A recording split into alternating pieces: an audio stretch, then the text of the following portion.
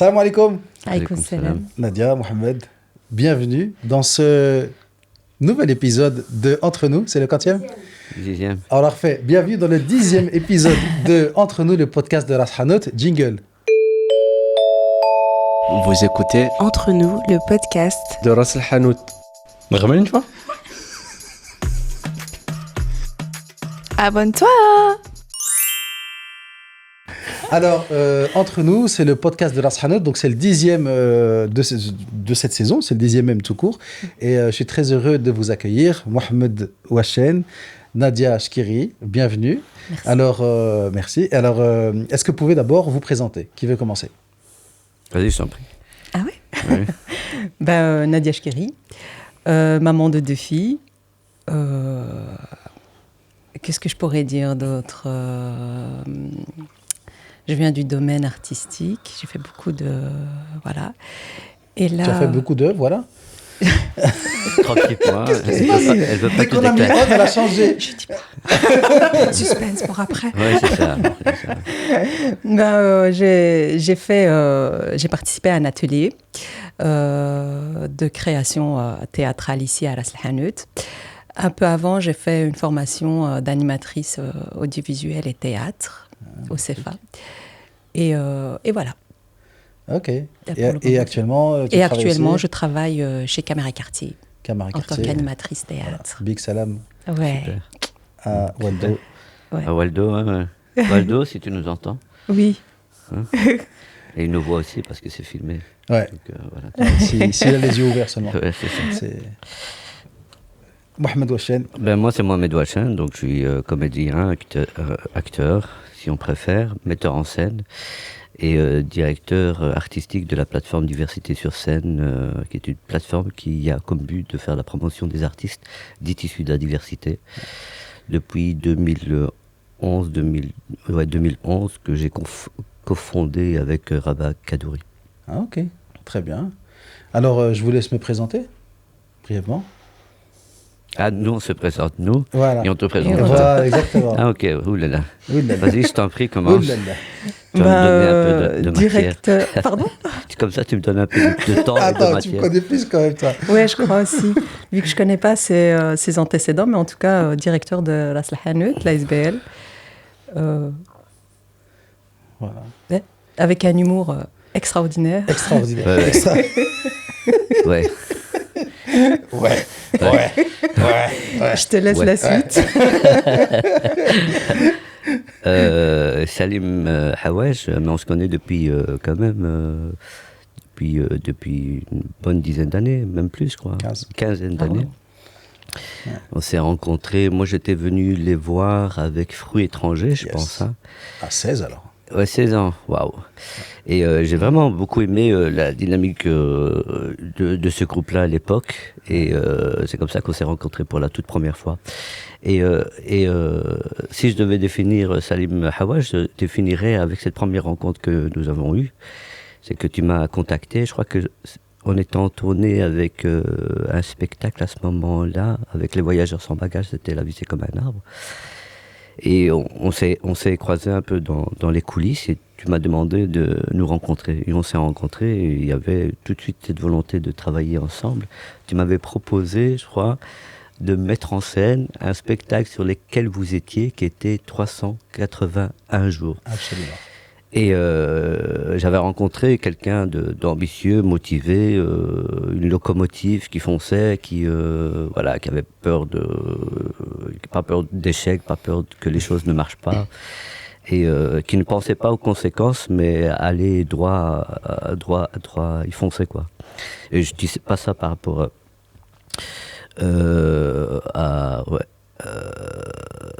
au fait que, comment dirais-je,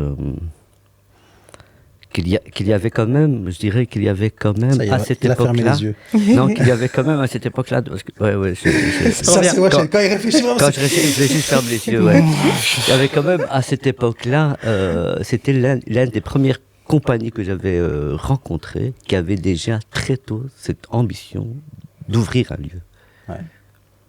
Alors, on l'avait pas de manière consciente, mais c'est vrai parce que... Mais par contre, ce qui était vrai, c'est qu'on a eu l'ambition de... C'est pas qu'on a eu Oui, aussi, si, on a eu l'ambition d'aller là où on nous attendait pas forcément, parce que toi, tu es venu nous voir, c'était en novembre 2010 pour Free Étranger. C'était une petite salle au Garcia Lorca, Ouais, c'est ça. à 1000 Bruxelles. Garcia Lorca. Et très vite, on s'est lancé dans l'idée d'investir des grandes salles, des lieux qui sont aussi des lieux de pouvoir culturel, politique, comme le Beaux-Arts, le Centre culturel Duc, le Théâtre Royal du Parc. Et tu étais venu un an plus tard assister à la même représentation au Théâtre Royal du Parc. Et tu m'avais dit qu'ils étaient là, mais complètement... Mais d'où viennent ces gens? Parce qu'ils étaient complètement paniqués à ce moment-là. C'est du public, ils n'avaient pas du tout l'habitude C'était d'avoir. quelle année, ça? Ça, c'était en 2011. 2011, ok. Ouais. D'où viennent ces gens? C'est ça. Et donc, de suite à ça, effectivement, on a travaillé sur cette formidable pièce 380 Ouais, jours. c'était ça, c'était le fait de rencontrer des nouveaux publics. Quoi. Ouais. Des nouveaux publics qu'on n'a pas l'habitude de voir au théâtre. Et vous avez assez tôt pris conscience qu'il y avait un intérêt à avoir un lieu Ouais. plutôt qu'essayer d'être accepté dans un lieu. Ouais. Bah, faut dire, on était. Toi, t'as essayé d'ouvrir aussi un lieu qui est l'espace Mag, où on était dans un local qui est peut-être un peu plus petit que celui-ci. Ouais, c'est pas, moi j'étais artiste associé, Voilà. c'était à l'époque Voilà. de Najib Ralel, Najib qui était Ralel, qui a directeur. fait aussi un effort d'ouverture. Absolument. Et donc, qui on avait m'a- un espace un peu plus petit qu'ici. On était 5 associations. Oui, c'était le... Oui. Ouais. Le cinquième C'était le étage. fameux 5e étage. J'étais artiste associé à l'espace Mag, que j'avais demandé au directeur, qui était à l'époque Najib Ralel, Ouais. d'occuper l'étage du dessus. Et les voyageurs sans bagages aussi étaient là. Diversité sur scène, BX Stand-up. Diversité sur scène, ça Noons. c'est ce que j'avais comme projet. J'ai proposé d'intégrer Ras El Hanout à l'époque, Noons, et aussi Abdel Nasser qui avait démarré le Big Stand-up à l'époque à l'Espace Mac. Voilà. Et nous, on a été mis dehors. Ok. On nous a dit qu'il fallait réaménager la bibliothèque, D'accord, et qui n'a ouais. jamais été réaménagé. Mais voilà, donc c'était un signal plus ou moins diplomatique, pas très poli, mais et ça nous a vraiment, ça a été le truc où déjà, on voit depuis des années, on avait du mal à Ah, ça a été trouver le des endroits. déclencheur pour vous? Comment? Ça a été le déclencheur pour vous? Ça a été le coup de grâce. Parce que déjà, on voyait pour pouvoir tourner, il faut trouver des lieux. Et tu vois, on trouvait des lieux, mais tu prenais des dates le lundi et le mardi. Nous, on prenait tout. Et on remplissait. Peu importe. Et là, on s'est dit, en fait, c'est pas possible. Et donc, on a été accueillis par le Hikma pendant un temps. Et ensuite, c'est aussi via le Hikma qu'on était là. Ils étaient super motivés et tout. On s'est dit, bah voilà, soit on loue, soit on achète. J'ai regardé la location et tout. Et puis, on est tombé sur ce bâtiment qui est en pleine rénovation. Et c'est là où on a décidé, à partir de 2015, en fait, d'avoir notre propre lieu. Parce que, comme j'explique souvent, c'est pas qu'on a envie de se développer dans l'immobilier, qu'on a envie de gérer des rénovations, etc. et tout. C'est que c'était une condition nécessaire depuis le début par rapport à notre projet de théâtre citoyen musulman, familial, multilingue, en fait, de maîtriser tous nos moyens de production. Parce que si on attend d'être programmé, eh ben, on va attendre longtemps. Donc voilà, c'est ça l'aventure de Drake. Alors Nadia, raconte-nous un peu ton parcours. Qu'est-ce qui t'a amené vers le théâtre, le cinéma J'ai fait en 2024 une formation au CEFA. Je pense que Monsieur Houchen. Oui, on en a un sait. peu discuté Oui. juste avant. C'était le CEFA, c'est Centre de formation d'animateurs. Exactement. Et c'est là aussi on répétait 380 jours, si tu te souviens bien aussi. Ah On oui, était oui, là-bas dans l'espace. oui, c'est ça. Parce que j'étais encore lié à l'époque Ouais. avec le centre de formation d'animateurs. Ouais. Ouais. Ok. Et du coup, Et c'est une pourquoi tu formation. t'es dirigé vers Mais en fait, j'étais partie sur une création d'ASBL, mais c'était assez laborieux et surtout, je trouvais pas de connexion et de comment j'allais gérer ça. J'avais pas, je crois, j'avais la motivation, mais j'avais pas tous les cartes en main pour justement amener à bout la création de cette ASBL. Du coup, je me suis dit pourquoi pas me mettre en formation et peut-être prendre un an pour réfléchir à tête posée. Et en fait, cette formation était le déclencheur de quelque chose dans ma tête, parce que dans cette formation, on travaille sur projet, en fait, audiovisuel et théâtral. Et c'était, je crois, au tout début de la création collective, en fait, c'était un peu dans ma tête presque décisif, dans le sens où soit j'adore et je fais que ça, soit soit j'aime pas trop et du coup je reste dans mes acquis et on cherche, on fait ce qu'on sait faire, quoi. Ouais. Et en fait, non, j'ai vraiment pris plaisir de tout le process, en fait, de la création collective autour du théâtre. C'était pour moi une belle découverte. Les animatrices que j'ai eues, c'est des personnes extraordinaires. J'arrêterai jamais de parler d'elles. Et c'est vraiment ça qui a fait le déclic dans ma tête. Et je me suis dit, c'est bon, c'est ce que je veux faire. Et c'est ce que je veux faire avec des gens. Moi, j'ai beaucoup de retours positifs des gens qui... On en a eu 2 stagiaires. Ouais. Cette année, on a eu 2 stagiaires aussi du CFA, du CFA, pardon, parce que c'est le CFA, ça c'est autre chose. Oui. Mais donc, c'est pour des gens qui ont envie de se lancer. Et c'est une formation d'1 an, mais qui est très pratique. C'est une bonne porte d'entrée. Exactement. Ouais. Non, c'est vraiment... pour moi, oui. C'était vraiment ce qui a fait un peu... je me suis mise un peu sur autre chose, du coup le théâtre. Et après ça, en fait, j'ai fini en septembre 2025. Et après ça, j'ai un peu découvert ce que vous faisiez ici à Ras El-Hanout. Et il y avait un atelier particulier. Ça aussi, c'était un coup de cœur. Je me suis dit, c'est bon... C'était bien fait dans la programmation, ça tombait bien, ça commençait au mois d'octobre, c'était une création aussi collective, c'était autour d'un thème que, waouh, quoi, c'est quelque chose de l'héritage familial, de l'héritage de ce qu'on porte. Donc c'est l'atelier La famille, ça compte. Exactement, ouais. C'est l'atelier La famille, ça compte. Ça a été par Hajar et Farah. Exactement, que d'ailleurs j'embrasse très fort, parce que j'embrasse très fort. Elle vous embrasse très fort. Oui, elles étaient extraordinaires dans leur approche du thème, etc. Moi, j'ai eu la chance de partager la passion du théâtre avec une de mes filles. Du coup, on avait déjà participé à pas mal d'ateliers théâtre, initiation, d'improvisation, etc. Sa fille extraordinaire. Oh, merci. Sa première fois sur scène, ouais. C'était au best-of de cette saison. Okay. Directement, une salle de 500, 600 places. Et elle arrive et elle joue directement. Donc, une scène qu'ils ont préparée un atelier. Une scène préparée dans un atelier se retrouve comme ça dans un best-of. Avec 500, 600 personnes, c'est extraordinaire. Et ça a super marché. Pas étonnant pour les Skiri, parce qu'il faut savoir que les Skiri, c'est une grande famille d'artistes. Hein. Ouais, merci beaucoup, merci. Et ouais, c'est vraiment... Donc, c'est une grande famille d'artistes. Donc, ils peuvent se cotiser pour un siège. Ça, vous voyez entre vous. Merci. T'as dit quoi? N'oubliez pas, pour financer tout ça, on demande aux gens de se rassembler pour le khair, pour financer un siège, pour aider à Ras El-Hanout à terminer la rénovation de l'épicerie. C'est grâce à ça qu'on pourra continuer à proposer des ateliers, des spectacles comme celui de la famille 50. Exactement. Du coup, c'était très, très enrichissant et comme je connais Waldo de Caméra Quartier, j'ai commencé à travailler chez eux et pour moi c'était juste une évidence de travailler un atelier théâtre avec ces jeunes-là qui sont déjà qui touchent déjà à l'audiovisuel, un peu à l'acting, etc. Et Waldo, il est génial aussi, il m'a donné carte blanche sur ça et ouais. Tu as commencé quand chez Caméra Quartier? J'ai commencé janvier, février.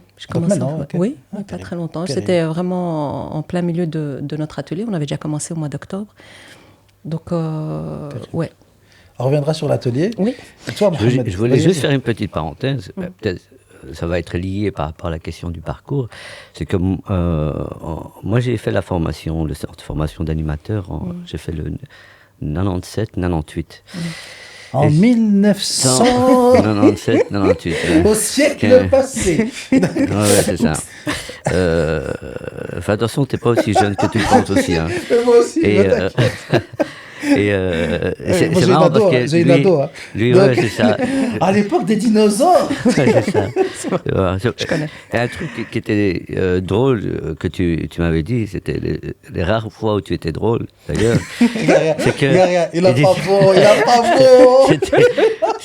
Il m'a dit une fois, il dit comme ça, je remarque que je viens parce que je vois que mes cheveux, plus le temps passe, plus ça recule.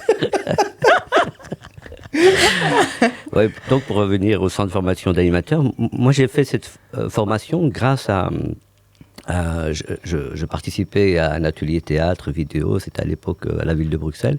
Il y avait un animateur vidéo qui s'appelle Philippe Bouguiriou, qui travaillait à la mission locale de Bruxelles-Ville et qui a fait la formation. Bon, moi, j'avais réalisé à l'époque un premier film avec lui qui était diffusé dans un concours qui s'appelait Utopie, et j'avais la chance d'avoir remporté le premier prix. Mais grâce à cette rencontre-là, juste après, je ne savais pas trop quoi faire, j'ai fait la formation, où j'ai rencontré vraiment toute une équipe vraiment bienveillante. Et surtout on t'apprenait une technique, mais aussi on te laissait tout l'espace de création, de créativité. Et à l'époque, il y avait je pense que tu n'as pas connu, peut-être que tu as connu, il a été directeur pendant quelques années, c'est Daniel de Temerman. Non, je ne l'ai pas connu.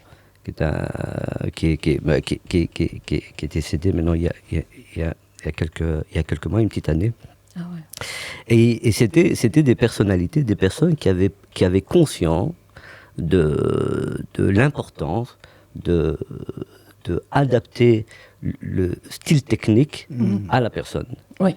Et c'était intéressant parce que c'est aussi une manière de se réapproprier des techniques pour pouvoir animer, parce qu'il y a aussi, je crois qu'il y a encore aujourd'hui théâtre, vidéo, exact. Mais aussi le brevet de camp de vacances, le BACV en fait, voilà, où tu apprends des animaux.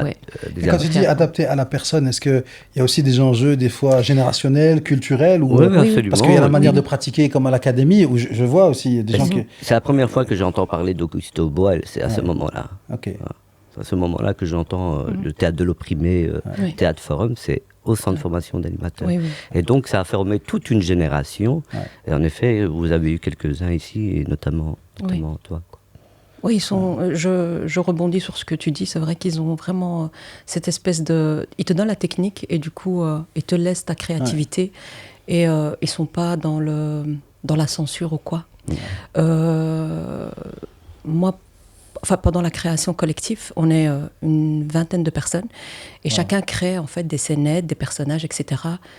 Moi, j'ai abordé le voile et c'est quelque chose qui n'avait pas été abordé depuis je sais pas combien d'années et sous scénettes, voilà. Et ils ont été super encadrants, super bienveillants par rapport à tout ça.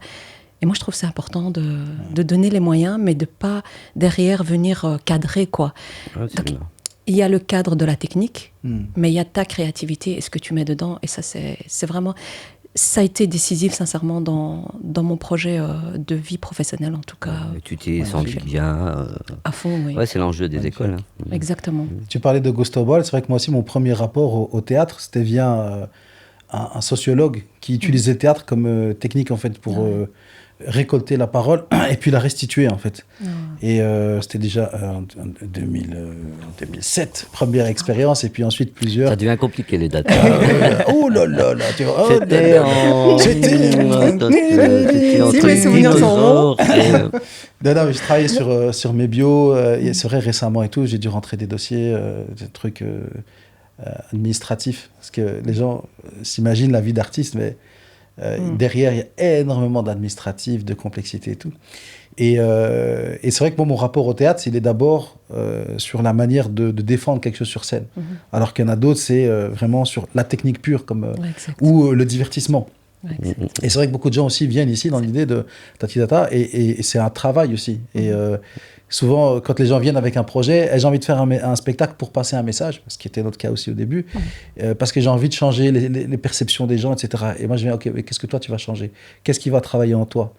Et souvent, on ne mesure pas assez que, en fait, le théâtre, c'est fait aussi pour soi, pour réfléchir sur nos représentations. Et si on n'est pas transformé par un processus de création, c'est qu'on est passé à côté de quelque chose. Et je voulais revenir vers toi, Mohamed. Quand on s'est connus, c'est comme ça qu'on te présentait, un artiste engagé et pas enragé, un artiste à multiples casquettes. Comment est-ce que tu navigues avec ces différentes casquettes? Parce que tu es réalisateur, tu es metteur en scène, tu es comédien, acteur. Voilà. Qu'est-ce qui t'anime? Est-ce qu'il y a quelque chose dans lequel tu te sens aussi... qui te définit plus ou quelque chose dans lequel tu te sens plus à l'aise? Ouais, je prends ça comme des médiums, hein. Le théâtre, la vidéo, c'est juste le médium, c'est par quoi je passe pour travailler sur une œuvre. Donc c'est pour ça que je dis acteur, comédien, metteur en scène, cinéaste. Ouais. Mais je me suis beaucoup défini comme artiste bruxellois. C'est-à-dire j'ai un regard sur le monde, j'ai un regard sur Bruxelles. Et ma vie d'autodidacte m'a fait rencontrer des personnes, et ces personnes m'ont donné des outils. J'ai appris comment on fait, comment on écrit, comment on met en scène, comment on joue. Et j'ai travaillé avec des metteurs en scène qui ont été Tu as dit artiste autodidacte, ce qui est le cas de la plupart des gens ici. Est-ce que tu as senti que ça t'a mis des limites aussi, ou que ça t'a mis dans une case Non, pas le au fait de début, pas avoir fait parce d'école que... ou de pas dans Non, les pas au réseaux? début, parce que moi j'ai commencé avec une troupe qui s'appelle les Dito Dito.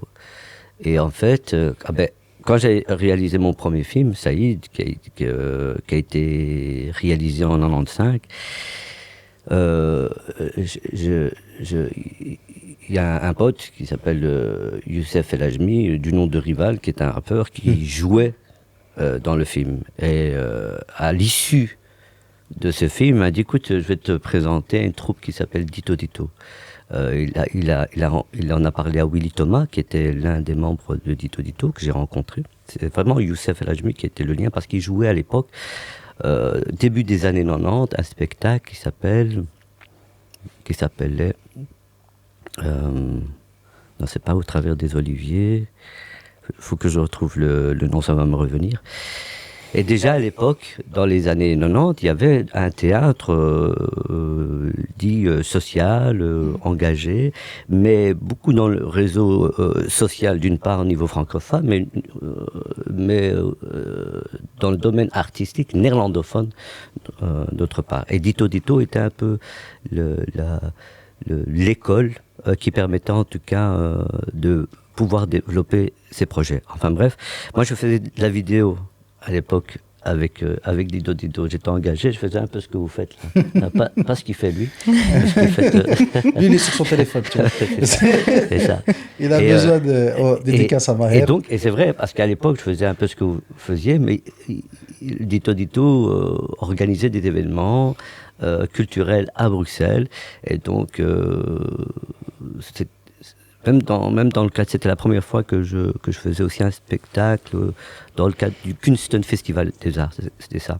Et donc je prenais ma caméra, à l'époque j'étais vidéaste, et un jour il y a Willy qui me dit, écoute, il y a une jeune fille qui s'appelle Timed, qui est sur un spectacle de théâtre, elle aura besoin de vidéos, donc tu vas travailler avec elle pour créer ces vidéos. Et donc je réalise un peu ces vidéos, et Timet, c'est une jeune fille, elle avait 19 ans à l'époque, elle a écrit un spectacle, elle a proposé à Dito Dito, et Dito Dito a dit, je produis ton spectacle. Et elle n'avait pas de bagage, était pas... Et donc j'ai réalisé ces vidéos, et donc du coup après j'ai dit que moi ça m'intéresserait de jouer, et elle m'a proposé un rôle dans ce spectacle-là qui s'appelait... les mémoires, il y avait Booker avant, c'était quel nom de spectacle?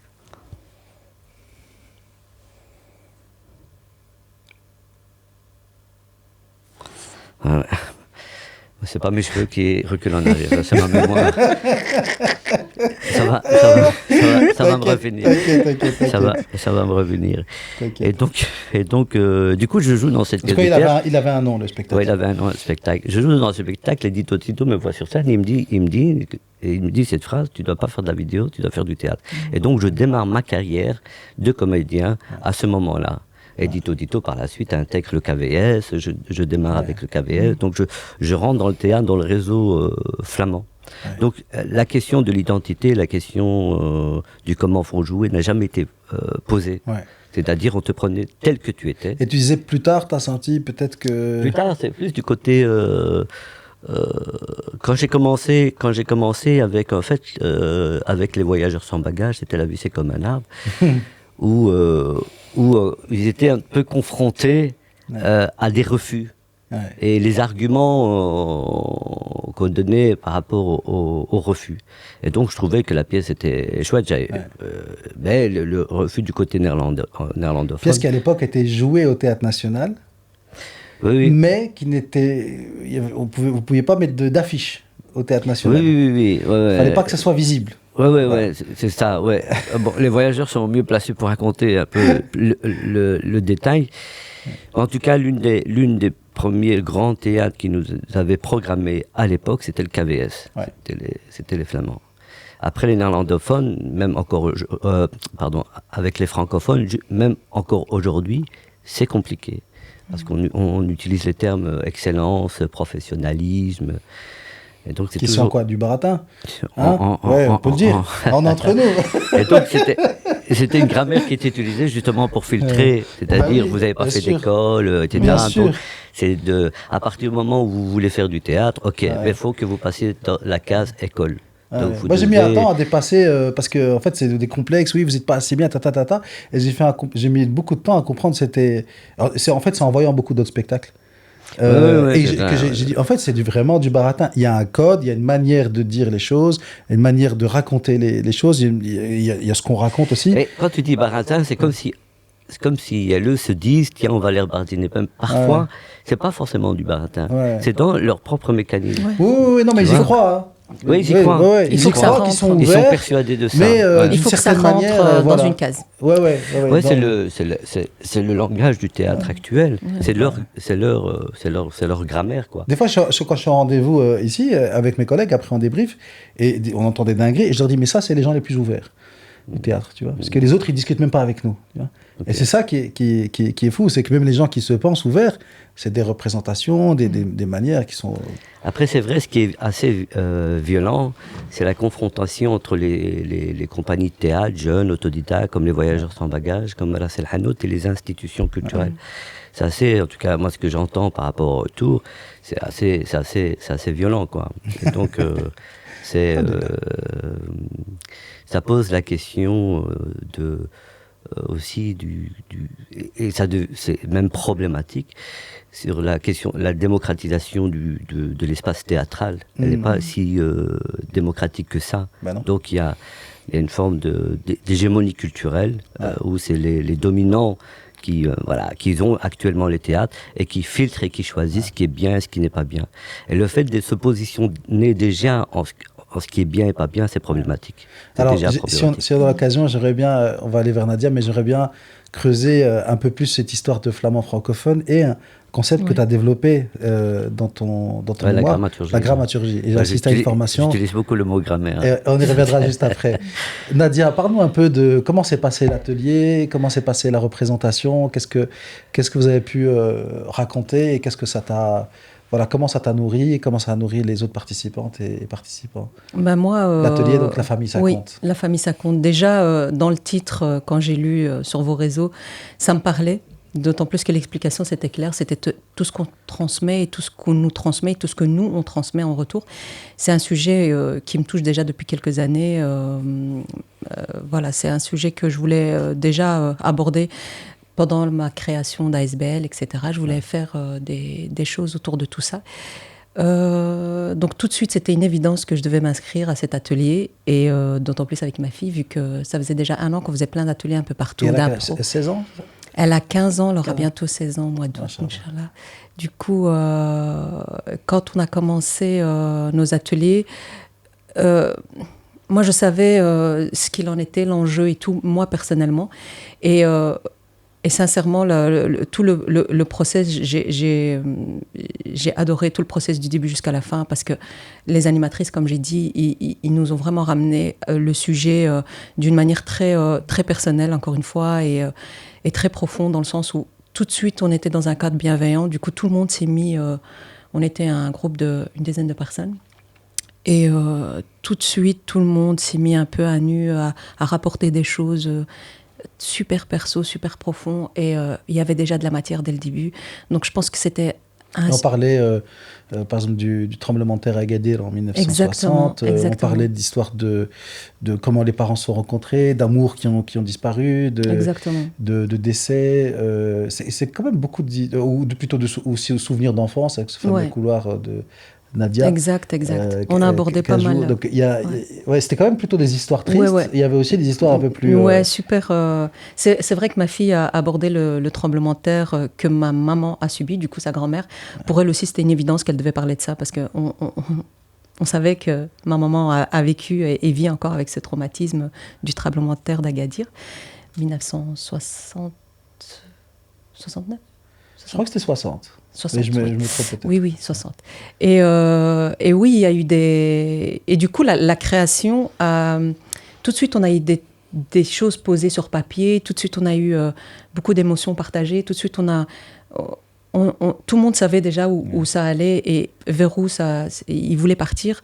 Et c'est des choses super perso, mais en même temps, on se retrouvait tous dans toutes les histoires. Donc, parce que du coup, vous jouiez aussi les rôles secondaires des histoires des autres. Donc, c'était aussi une aventure collective. Exactement, ouais. On a pu... on jouait les uns les autres sur les créations et les écritures des autres. Et oui, c'était vraiment... Moi, personnellement, cet atelier m'a apporté plus que ce partage d'héritage, etc. Parce que pour moi, déjà, lors de l'écriture de mon texte, j'avais déjà... c'est bon, quoi, c'était cool. J'avais déjà... il y avait une satisfaction personnelle, il y avait ce truc de pouvoir écrire quelque chose et poser sur papier. Ça aussi, c'est quelque chose de super révélatif dans ma vie et dans mon cursus professionnel. Je me dis, OK, c'est bon, j'ai envie d'écrire et j'ai envie de ne pas m'arrêter d'écrire. Et d'ailleurs, ça a été pas le cas juste pour moi, parce que Nadia Kajou aussi... elle a écrit, elle s'est lancée aussi Je pense qu'elle a déjà des dates à la Maison des Cultures. Oui, elle a été programmée et tout. Donc, plus vite que nous. Voilà. Ouais. Mais c'est cool, c'est super pour elle. Et moi, pareil, j'ai eu le même déclic. Je sais que j'ai envie d'écrire et je sais que je vais pas m'arrêter d'écrire, Inch'Allah. Mais le bonus que je pourrais en retirer de cet atelier, c'est quand même cette fameuse participation avec ma fille. C'est un atelier qui parle de ce qu'on transmet à ses enfants. Et pour moi, je crois que je suis la plus gagnante, entre guillemets, parce que je me dis la plus chanceuse. Et ça, je l'ai partagé en groupe. J'ai dit que ce que j'ai partagé lors de cet atelier, ne fût-ce que pas avec ma fille, c'est extraordinaire. C'est quelque chose que jamais j'aurais partagé dans un autre atelier d'impro, de théâtre ou... parce qu'elle a pu mettre, même avant moi, son texte sur papier, écrire, et avec une profondeur extraordinaire et des mots... Enfin, elle a pu vraiment aller... aussi travailler ensemble dans un cadre qui sort du cadre traditionnel. C'est pour ça que j'aime bien faire des ateliers intergénérationnels. Ça fait plusieurs années qu'on le fait. Ouais. Parce que, en fait, dans la société, soit on est dans les familles, on a des rôles bien définis. Exact, ouais. Je suis la maman, tu es la fille. Exactement. Là, c'est un peu plus horizontal. Même si c'était toujours là un peu, comme ça. Mais, et de la même manière, aussi dans la société, les générations, elles ne se mélangent pas. C'est ce qu'on faisait avant, en fait, des ateliers pour les enfants, les ateliers pour les ados, les ateliers pour les jeunes adultes, les ateliers pour les adultes. Et en fait, on ne se mélange pas, alors que c'est super passionnant. C'est confrontant aussi, parce qu'on n'a pas les mêmes... D'ailleurs, elle l'a partagé elle-même, elle le dit encore, ça a été... ça l'a fait grandir, le fait de participer à un atelier d'adultes, comme elle dit, où il n'y a que des vieux. Et elle a été une des personnes les plus matures. Ouais. C'est vrai, j'avoue. C'était pas évident aussi, parce que chaque personne partageait ses histoires familiales et devait accepter aussi de les mettre en commun quelque part, et donc il y a des regards dessus, des regards sur l'écriture, et quand c'est des histoires qui touchent à cœur comme ça, où on parle de tes parents, tes grands-parents, ça peut... Et moi je retiens aussi une personne dans le bord de scène du samedi, parce que la pièce que tu développais toi, c'était une pièce sur, peut-être tu veux en parler, sur une maman... Oui, c'est une maman célibataire qui élève 3 filles. Et qui a que des références masculines. Et en fait, ma scénette s'appelle « Kone Rajl », soit un homme. Enfin, c'est une phrase qui a pas mal de sens. Et surtout quand tu l'as dit en déjà, « Kone Rajl », Rajl c'est homme, et « Kone » c'est soi, mais au féminin. Donc déjà, cette phrase, elle est... Oui, elle est confrontante déjà en elle-même.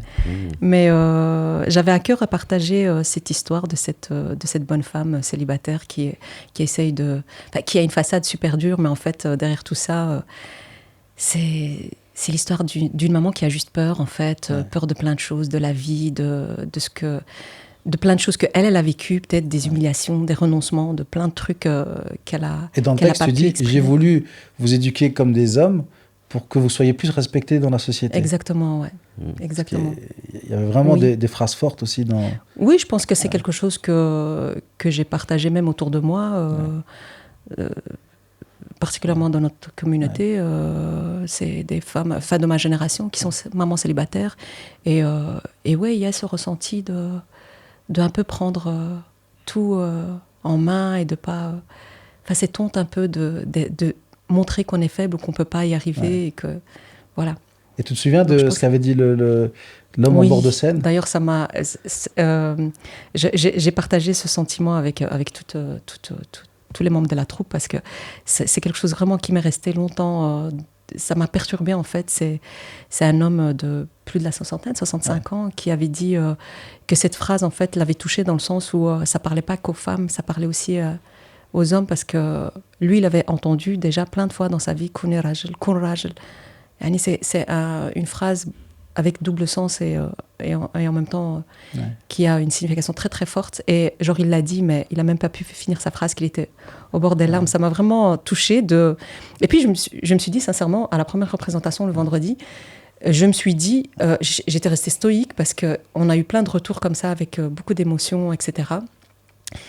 Et je me suis dit, voilà, c'est ça que je veux. Ouais. Je veux faire du théâtre pour ça. Il disait, vous avez représenté 62 ans de ma vie sur scène, exact. avec les différentes générations. Exact. Et il disait cette phrase, effectivement, Kun rajel, pour les hommes, ce que ça fait, beaucoup d'hommes, ça les coupe de leurs émotions. C'est le fait de ne pas montrer ses faiblesses, de ne pas s'autoriser à être faible, donc de toujours être fort, de pouvoir être truc, ça construit aussi quelque chose. Donc cette phrase, effectivement, Kun rajel ou Kun rajel, quel que soit à qui ça s'adresse, il y a quelque chose de... En tout cas d'impactant, et que lui que de voir effectivement cet homme que tu connais, je te dirai son nom, assez ému, et ça que je leur disais la veille, je vais parler du concombre. Je t'ai dit, je vais en parler, tu vas voir, c'est une histoire de fou. Parce qu'ils étaient en train de stresser la veille. Ils mettent de l'intrigue. Hein, je vais vous parler d'une concombre. Ah bon, c'est quoi? Quand vous allez voir. Depuis tout à l'heure, je suis en train de dire, j'ai dit que je devais parler d'un truc, mais je vais même pas le dire. Okay. Parce que la veille, ils étaient en train de stresser un peu. Et puis, toi, ça va te parler aussi, les techniques du théâtre, où toi, tu travailles aussi dans le mime, où théâtre par rapport au cinéma, tout n'est pas concret. On n'est pas, si je suis en train de couper un truc, j'ai pas... Donc là, il y avait une des filles qui avait besoin d'avoir des choses concrètes, mais tout concret et tout. Et dit, mais j'ai besoin, demain j'aurai une tomate et un couteau parce que ça me dérange, je le vois pas et tout. Je dis, mais non, mais ça va te stresser parce que tu prends une tomate, tu veux couper, le couteau, peut-être il va glisser, peut-être ta tomate, elle va éclater. Elle m'a dit, ah ouais, c'est vrai, t'as raison. Je vais ramener un concombre. Et donc, elle a ramené un concombre le lendemain. Et c'est vrai, elle l'a ramené. Et elle l'a pas utilisé. Ça, j'ai pas attendu sur la vie. Ouais, c'est vrai. Elle avait fait rire et tout. Et le lendemain, elle a quand même utilisé finalement. Donc, voilà, l'idée, c'est aussi qu'elle soit... C'est ça l'anecdote du concombre. Du concombre, voilà. Ouais, mais il y avait des trucs qui étaient assez rigolos. C'est ça que je disais, l'enjeu, c'est pas... Tout ça, c'est accessoire. Vous avez votre teaser, hein. L'histoire du concombre. Tu mets juste l'histoire des concombres, tu vas voir, ils vont vouloir avoir l'entretien. Mais vraiment, toutes les personnes qui ont participé, c'était beaucoup de courage. Et parce que raconter ces histoires et les exposer, pour moi, c'est comme ça aussi que je vois le théâtre, c'est une question de amana, en fait. Déjà, pour la Sahanout, la question de amana, c'est qu'on a un corps, on a un cerveau, on a une bouche, donc dans le sens où on va en utiliser à bon escient. Et pour moi, l'amana, c'est aussi les histoires qu'on raconte au public, qu'on leur confie. On partage cette histoire-là. D'autant plus qu'il y avait des personnes avec nous qui n'étaient jamais montées sur scène. Ah oui. Et la plupart, en fait. Il y avait, à part toi, je dirais. Il y avait toi et Soraya qui avaient déjà monté, mais très récemment. Mais la plupart, c'était... Et ça, c'est extraordinaire de... Déjà, tu montes la première fois, tu te livres sur un truc super perso, super intime, et tu joues ça et tu transmets toute l'émotion, parce que les deux jours, on a eu des retours avec des gens en larmes. Surtout quand c'est les gens des familles qui assistent à leur propre histoire. Exact, Des fois, ils ne savaient même pas. Hein. Je me souviens, il y avait une maman, là, elle ne savait pas que son histoire, elle est... Ouais, c'est vrai. Ma maman, elle savait. Parce que maman assistait aussi à la Et qu'est-ce présentation. que... Elle n'a pas osé trop parler, ta maman, je crois. Non, parce qu'elle était vraiment sous le coup de l'émotion, pour le coup. Comme je l'ai dit en début, elle vit encore avec ce trauma, hein, même sans se rendre compte. Donc, pour expliquer, tremblement de terre à Agadir, Oui, ça a tué des milliers de personnes, mais ça a Exactement. complètement détruit la ville. Exact, Il y a eu nombre de blessés, etc. Exact. Donc, c'est... Je crois qu'il y avait qu'un ou deux bâtiments qui restaient debout, Oui. dont un cinéma. exactement, le cinéma Salem, Le cinéma qui sont en train de rénover. Ça, j'ai oublié de pour, dire, parce qu'on a un plateau Souci comme invité aujourd'hui. Ah oui. Tous les deux. Ouais, ça, c'est une autre blague. Qui Ça, va c'est... arrêter. Non, je ne l'ai pas fait encore. Ah, Je ok. l'ai pas fait. Je pardon. préviens. Je l'ai pas fait. Ah, devancé. Laisse-le finir sa blague. Voilà. Tu vois. Non, voilà. Ouais, C'est vrai qu'à l'atelier précédent... Ouais, voilà, j'étais... Non, mais c'est vrai, je le dis, parce que là, on a deux soucis, parce qu'à l'atelier précédent, il n'y avait pas de De soucis. soucis. Voilà. OK. On revient au tremblement de terre. Ouais, exact. Et donc, Et ta du maman, coup- comment est-ce que... Bah oui, on a eu des retours après, et c'est vrai que c'était la première fois qu'elle entendait quelqu'un raconter son histoire, parce que elle a raconté difficilement à ma fille, parce que elle nous raconte chaque fois des bribes, genre oui, mes cousines elles sont, mais alhamdoulilah, oui elles sont mortes, mais alhamdoulilah, oui il y avait un bruit, alhamdoulilah. Après à côté il y avait ma nièce et ma fille, et ils m'ont dit elle a quand même sursauté pendant le bruitage, merci Maher. Genre, elle a sursauté dans le sens où, waouh, qu'est-ce qui se passe? Donc, ça l'a remis vraiment, ça l'a remis vraiment dans cette histoire et tout ce qui. C'est pour ça, d'ailleurs, elle était un peu dans l'émotion encore, même après. Et après coup, comment... Est-ce que... Parce que des fois, aussi, revenir sur notre trauma, des fois, ça peut aussi nous remettre dedans. Est-ce que ça fait du mal ou du bien, ou comment est-ce qu'elle... Ou un peu les deux ou... Bah justement, pour le coup, elle a vraiment beaucoup partagé avec ma fille et ça lui a fait... elle était un peu honorée comme ça, qu'on raconte, et surtout que ça soit sa petite fille qui raconte.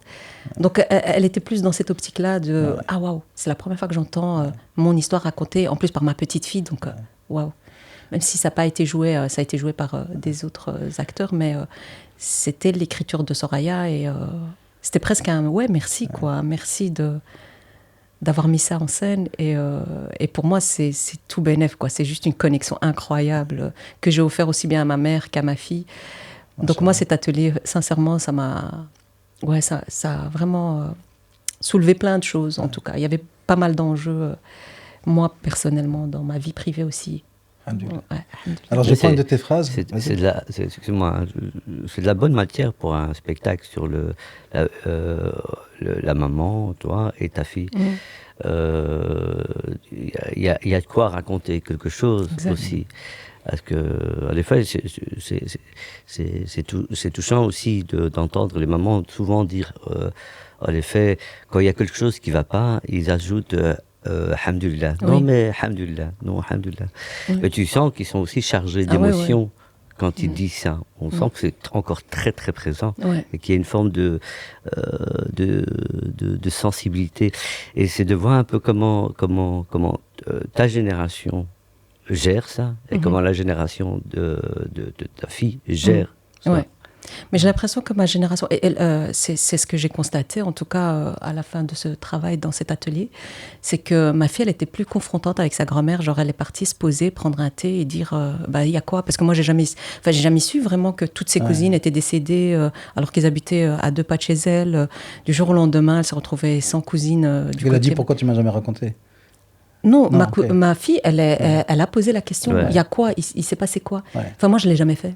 Moi, j'ai jamais osé le faire parce que je savais que. Non, je savais que c'était un sujet sensible et elle racontait ce qu'elle voulait raconter et elle est toujours dans cette truc, dans ces discours de Alhamdulillah, oui, j'ai été longtemps, j'ai pas pu marcher parce que j'ai eu le plafond sur moi, mais Alhamdulillah.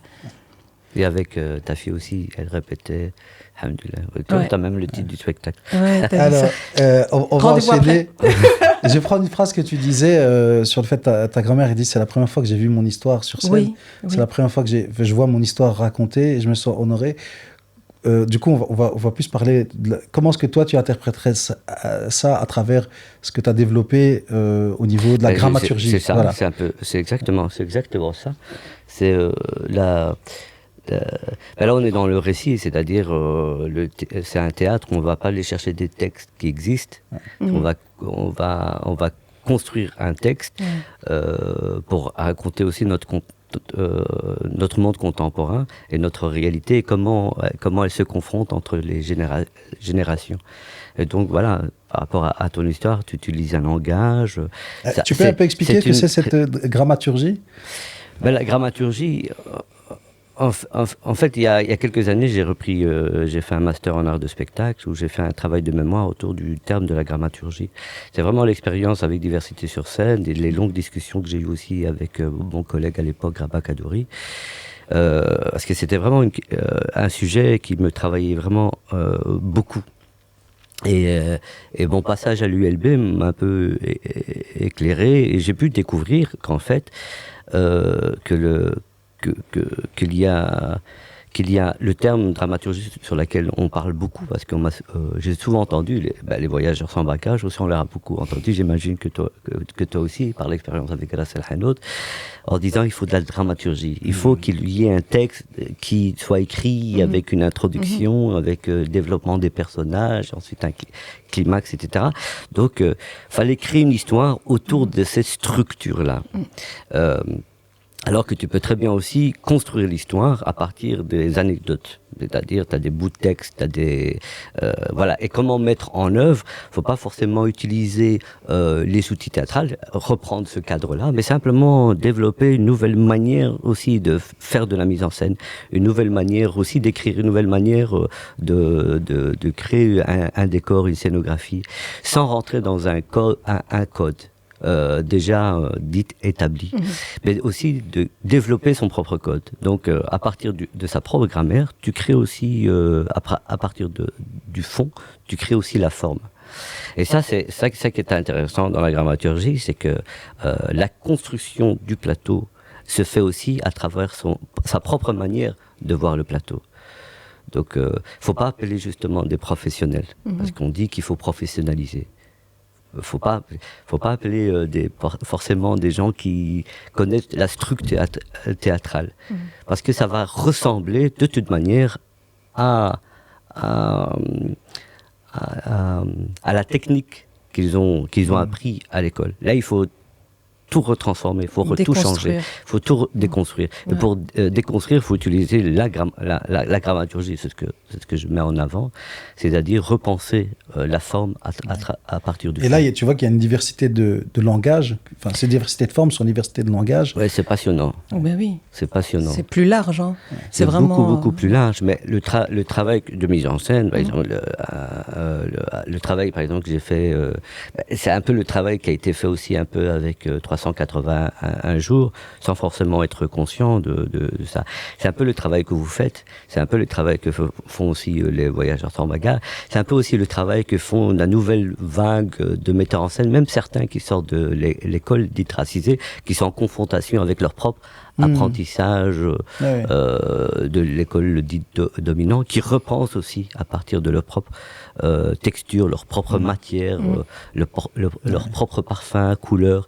Et donc, du coup, tu vois un spectacle qui a une toute autre esthétique, une toute autre manière de raconter. C'est une autre couleur. Ouais. Et aussi, émotionnellement, il y a des codes sur lesquels on se reconnaît beaucoup plus vite. Exact. Moi, j'ai une fois dit, une dame qui fait partie d'un... Ça va? Ouais, j'ai tapé le micro, il a le casque. Il a entendu, il a sursauté. J'ai une fois parlé à une dame qui était dans un jury, et je lui ai dit, mais vous n'êtes pas capable de comprendre ce qu'on fait. J'ai arrêté d'essayer de me dire qu'ils puissent accepter. Je dis, en fait, vous n'avez pas les codes, et vous ne voulez pas avoir les codes, parce que vous êtes trop centré sur vous-même. Et donc, moi, je n'essayais plus de convaincre aussi certaines personnes. Et c'est vrai que je faisais ces remarques sur un jury, je regardais les noms, mais 100% blancs. Et je regarde, je dis tiens, c'est marrant parce que nous, dans ce qu'on fait, c'est jamais assez bien. Alors que quand des gens viennent nous voir, ils me disent ah mais c'est super émouvant ce spectacle, mais ils ont appris où, etc. Je dis non mais ils ont appris ici, etc. C'est super. Et la dame n'est pas du tout de la culture des gens qui sont sur scène.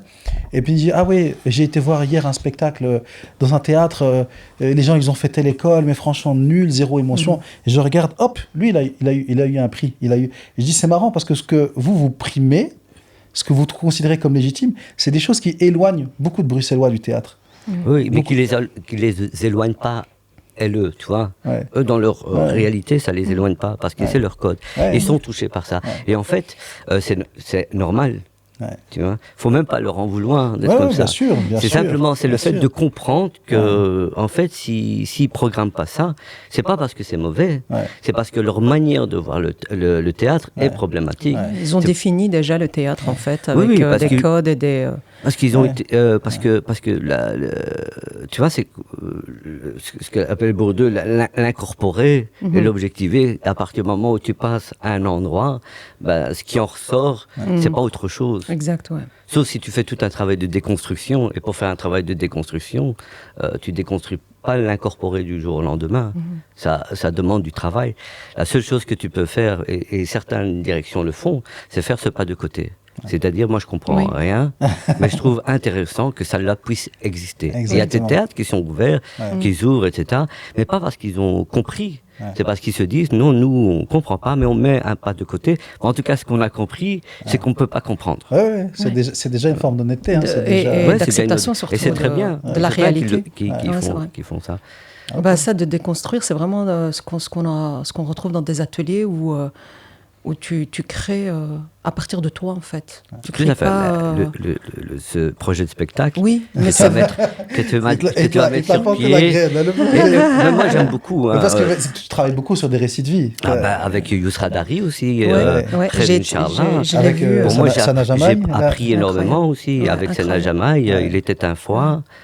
C'est passionnant. Oui. C'est passionnant. Et même en tant que metteur en scène ou dramaturge, je viens pas avec, enfin, je viens avec mes connaissances, mais je viens surtout écouter, voir un peu et de construire à partir À de ce partir qu'on de- donne. c'est exactement- Je viens pas avec une forme. Voilà, c'est comme ça que ça va se faire. Ouais. J'apprends énormément Ouais. de l'autre pour pouvoir construire quelque chose qui est en cohérence avec Ouais. ce qui est raconté. Alors, on va tout Et pas doucement l'inverse. clôturer. Tu voulais rajouter quelque chose, Nadia? Et c'est ce qui parle au public le plus, parce que ça les touche et ils se retrouvent dedans, parce que c'est tellement nuancé. Quand on propose quelque chose qui vient de, comme tu as dit, d'une création perso, c'est tellement nuancé que c'est plus subtil, en fait, la sensibilité au public, quoi. Donc, ouais. Je vais rajouter une pièce. C'est vrai qu'un de mes formateurs, les gens lui disaient « Ah, ce que vous avez écrit, c'est tellement vrai. Comment vous avez imaginé ça ?» Il dit « Je ne l'ai pas imaginé. » Et Bah donc, oui. il développe ce concept de paroles non inventées. En fait, c'est des paroles qu'il a recueillies, qui retranscrit, qui sont composées, qui sont évidemment, il y a aussi une écriture derrière, mais c'est pas de l'invention. Et je prends aussi l'exemple de À la prochaine maman, on raconte l'histoire de Anas, mais tout ce qu'il dit sur scène, c'est des phrases qu'il a prononcées, c'est des situations qui sont arrivées, et on en fait un spectacle qui est entre processus thérapeutique et artistique, et qui l'a nourri pendant 3 ans. Juste un petit truc, parce que Tu vas être en c'est ce que je vais être en retard. Non, non, ça va t'inquiète. pour l'instant, il reste quelques minutes. Juste un vas-y. petit truc, parce que c'est une chose que j'entends souvent dans les même c'est que ceci n'est pas une tendance, ce n'est pas un effet de mode. C'est vraiment ce dans quoi le théâtre est aussi. C'est-à-dire même le fait de raconter l'histoire, parce que souvent on dit ouais mais tout le monde fait un peu ça. En fait, c'est de leur point de vue, tout le monde fait ça. Mais en tout cas, de ton point de vue par rapport à l'histoire avec ta maman et ta fille, c'est plus qu'impératif que cela Exact. existe sur le plateau de théâtre. C'est pour ça, heureusement qu'il y a à la direction, il y a ces personnes qui font un pas de côté. Le travail que vous faites aussi avec Ras El Hanout, les autres compagnies etc. Les autres artistes, hein, il y en a plusieurs. Hein, je cite aussi Ilyas Mitoui qui fait aussi ce travail-là. Il y a toute une génération vraiment qui arrive, qui va être. Ouais. Alors, et on va- si je peux juste Ok, rajouter un ok, petit truc moi, par j'ai mon rapport à temps, l'atelier, allez-y. par rapport à l'atelier et la création, on a eu, on a été fort motivés par Salim de parler notre langue d'origine ou quoi. Et ça, pour moi, c'est quelque chose. Non seulement ça me tient au cœur, mais c'est aussi culturellement parlant, c'est quelque chose que j'ai toujours entendu de l'importance de cette langue, surtout pour le peuple amazigh. Oui, Et pendant la scène, il y a eu des audios de ma mère en amazigh d'ici, Tashlahit. en Tashlahit, tu vois. Et c'est génial parce qu'il y a encore cette transmission de Voilà. Ce sont des langues qui sont légitimes, qui peuvent Exactement, exister dans un espace théâtral. Et Exact. le spectacle commençait même en darija, tout un gros morceau en darija. Oui, c'est et moi, vrai. c'est aussi l'idée, c'est que incroyable. c'est pas grave si on comprend pas chaque mot. Faut arrêter de se stresser. Oui. Hein, c'est pas comme si on n'écoutait pas des musiques dans des langues où on comprend pas chaque mot. On se laisse porter aussi par l'émotion, tu vois. Mais en fait, c'est que tu vois, quand c'est des trucs en anglais, c'est nice. Dès que c'est tajlahit, dès que c'est darija, ah non mais pourquoi, mais comment, et bon, on comprend pas. C'est pas grave. Mais tu vas apprendre. Demande après, c'est pas grave. Et voilà, quoi. Et en plus, on est plus ou moins de la même région, la famille Chkiri. Bah oui. Ouais, c'est les Amazigh, ouais. Du sud. Ok. Ça va, tu parles encore un peu de Tashlahit? Imik. Alors, on va vraiment clôturer cette fois-ci. Donc, merci déjà à vous deux. Un petit mot chacun. Comment vous vous sentez? Voilà. Bah, je te de laisse. Clôture, peut-être un mot chacun. Ouais, très bien. Vas-y, commence-toi. Non, moi je terminerai. Vas-y, je t'en prie. C'est toujours les mêmes qui terminent. Mais c'est un mot ou une... Comme tu veux, un mot, un sentiment, une réflexion. Ouais, si je dis un mot, je vais dire dramaturgie. Voilà, si je te ferai, merci beaucoup de l'invitation. Je souhaite t'avoir revu depuis toutes ces années. En tout cas, bon courage pour tes projets. Merci. Et voilà, je vais peut-être dire une citation que j'avais appris très jeune de Malcolm X, c'est « L'éducation est notre passeport pour l'avenir et demain appartient à celui qui s'y prépare aujourd'hui ». L'éducation est notre passeport pour l'avenir. Et demain appartient à celui qui s'y prépare aujourd'hui. Ah ok, magnifique citation, merci. Merci beaucoup d'être venu, Mohamed. Nadia? Déjà, merci pour l'invitation. Pour moi, c'est un honneur de partager avec vous autour du théâtre. C'est quelque chose qui prend de plus en plus de place dans ma vie. Et ouais, honoré de partager avec vous, honoré de te revoir. et multiculturalisme. Et pour moi, pour clôturer, merci déjà Nadia, merci Mohamed d'être venu. Merci à vous de nous avoir suivis. Comme vous savez, Ras Hanout, en tant que théâtre citoyen musulman, notre grand projet, c'est le grand remplacement de la toiture de notre bâtiment. Il aime bien dire ça. J'aime bien, ça attire l'attention, oui, parce que je ne sais pas si tu sais, mais ici on fait de l'humour, voilà. Non, mais donc c'est le grand remplacement de la toiture. À l'heure où on enregistre, notre bâtiment, il est en mode décapotable. Il n'y a plus de toiture. Et je vous montrerai ça dans une prochaine vidéo. Et donc, on construit et on espère vous accueillir à l'épicerie début 2027. Et pour soi, on avance bien, mais on a besoin de vous. Et donc, rendez-vous sur le site internet, en bio, pour pouvoir nous aider. Bismillah. Et c'est le dernier épisode de la saison, n'est-ce pas, Saskia? Voilà. Ouais, Saskia. Yes. Et on vous retrouvera avec plaisir à partir de la rentrée, Inch'Allah. Salam alaikum. Inch'Allah. Bon boulot.